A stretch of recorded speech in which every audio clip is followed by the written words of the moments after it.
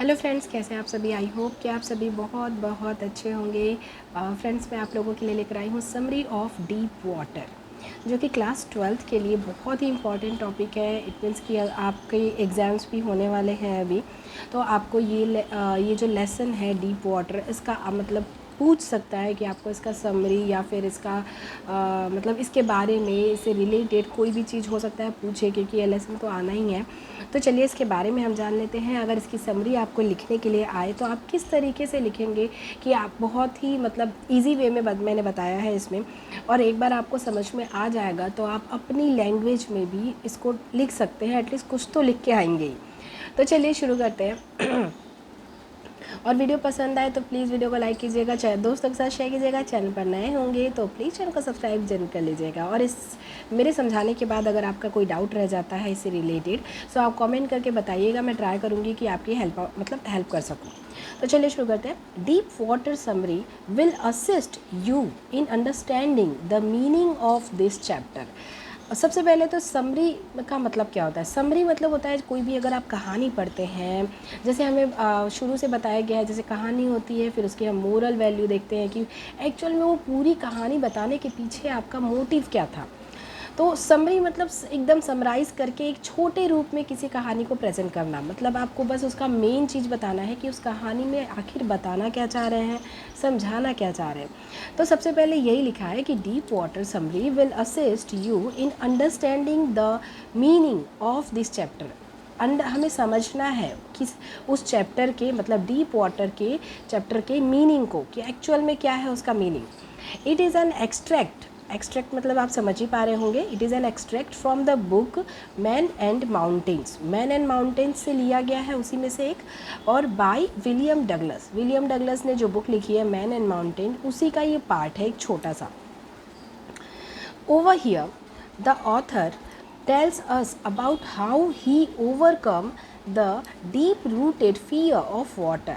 मतलब इस ओवरऑल इस कहानी में क्या बता रहे हैं हमें, तो ऑथर हमें ये बताना चाह रहे हैं कि कैसे वो अपनी बहुत ही, उनको एकदम गहरा जो एक जैसे कोई डर, बहुत ज़्यादा गहरा डर जो होता है वो समा जाता है, तो उनका वाटर के लिए एक फियर था, तो उससे वो कैसे ओवरकम कर पाए। ओवरकम मतलब होता है कि निकलना, मतलब उस डर से बाहर निकलना, अपने डर पे जीत पाना। तो उन्होंने ये कैसे किया, तो उसके बारे में उन्होंने ये स्टोरी बताई है। We learn that the author develops fear of water following two very dreadful incident। मतलब पूरी कहानी में आपको दो इंसिडेंट ऐसे बताए जाएंगे जिनके मतलब जिसकी वजह से जो ऑथर थे उनके अंदर वाटर के लिए फियर आ गया था। वो दो रीज़न क्या है, वो दो जो रीज़न है वो हम देख लेते हैं। In this first one, he is 4 year old. जब ऑथर जो थे वो 4 ईयर के थे, तब पहला इंसिडेंट हुआ था उनके साथ। When a wave knocks him down, मतलब वो समुद्र के किनारे गए हुए थे अपने फादर के साथ। तो वहाँ जैसे क्या होता है, बच्चे वेव के पास खड़े होते हैं और एक बड़ी सी लहर आती है और उसमें बह जाते हैं। तो इस टाइप का एक इंसिडेंट उनके साथ हुआ था, जिसमें उन्हें लगा था कि अरे मैं तो गया, मतलब एक इस टाइप का इंसिडेंट हुआ था। आपको समझ में आ गया होगा। तो इससे उनके अंदर एक डर आ गया था। उसके बाद क्या हुआ, उसके बाद similarly in the second one, he is 11 year of age. मतलब जब उनके उसके बाद क्या हुआ, उसके बाद वो सोचे कि कब तक मैं डरता रहूँगा। उनको मम्मी पापा सब लोगों ने समझाया। उसके बाद वो बोले कि अब मैं इस डर से ओवरकम मतलब ऐसे निकलना चाहता हूँ। तो 11 वर्ष की जो एज थी, उस टाइम पे उनके साथ वो फिर अपना फियर भगाने के लिए गए थे वाटर के पास, और फिर उनके साथ एक इंसिडेंट हो गया।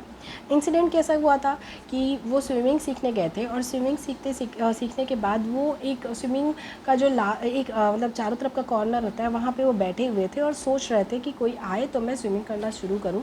तब तक कोई बच्चा था, कोई दूसरा, वो आके उनको पीछे से धक्का दे देता है। तो वो जो स्विमिंग पूल होता है उसके डीप रीजन, मतलब जहाँ पे ज़्यादा पानी होता है, वहाँ पहुँच गए। वहाँ पहुँचने के बाद उन्होंने बहुत कोशिश भी की। मतलब ये एक इंसिडेंट हुआ कि मतलब वो पानी में फिर से गिर गए और उसमें से निकल नहीं पाए। तो इस टाइप का एक और ये हादसा हो गया 11 वर्ष की उम्र में। A bully threw him in the in the deep end of the pool, जैसा कि मैंने आपको बताया, and almost drowns, और almost वो जा ही चुके थे अंदर। Thus having gone through such scary experience, मतलब इस डरावने एक्सपीरियंसेस के बाद, मतलब ये जो दोनों एक्सपीरियंस हुए, ही फियर्स वाटर डीपली, मतलब उनके लिए बहुत ज़्यादा वो मतलब डर समा गया था वाटर के लिए अंदर से। However he does work really hard to overcome it, उसके बाद उन्होंने अपने उस डर के ऊपर बहुत हार्ड वर्क किया उसमें से बाहर निकलने के लिए। क्या करने के लिए? He does work really hard to overcome, मतलब डर से बाहर निकलने के लिए, overcome it. Finally we learn about the measures he takes to overcome this fear. उसके बाद हम देखेंगे कि उन्होंने किस तरीके से अपने मतलब वो टेक्निक, किस तरीके से अपने आप को उस डर से उन्होंने बाहर निकाला।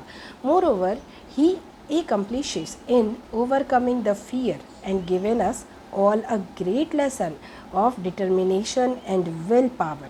मतलब वो हमें एक सीख देते हैं कि अगर आपकी मतलब कोई ऐसी, मतलब अगर आप ठान लें किसी चीज़ को करना, जैसे उन्होंने ठान लिया था कि मुझे इस डर से बाहर निकलना है, तो इस तरीके से ही अगर आप ठान लेंगे कि मुझे ये करना ही है, तो वो एक विल पावर का एग्जाम्पल हमारे सामने दिखाते हैं। वो ये दिखाना चाह रहे हैं कि बच्चों, अगर आप कोई भी ऐसी चीज़ हो जिसे आप ठान लें, तो आप उस चीज़ को ज़रूर डेफिनेटली कर सकते हैं, और अगर आप उसके ऊपर काम करते हैं, उसके लिए मेहनत करते हैं तो ओवरऑल पूरी स्टोरी आपको मैंने बता दी। समरी जो थी इसके पीछे, डीप वाटर की जो समरी है वो यही है। सो दोस्तों, इसी के साथ अब ये वीडियो ख़त्म करती हूँ। अगर आप लोगों को ये समरी जो है, ये वीडियो पसंद आई होगी तो प्लीज़ वीडियो को लाइक कीजिएगा, दोस्तों के साथ शेयर कीजिएगा। चैनल पर नए हैं सब प्लीज़ चैनल को सब्सक्राइब कर लीजिएगा। किसी और टॉपिक पे आपको कुछ समझना हो तो उससे रिलेटेड आप कमेंट कर सकते हैं, मैं ट्राई करूँगी कि मैं आपकी हेल्प कर सकूँ। चलिए, तब तक के लिए bye bye, take care, thank you so much for watching, thank you.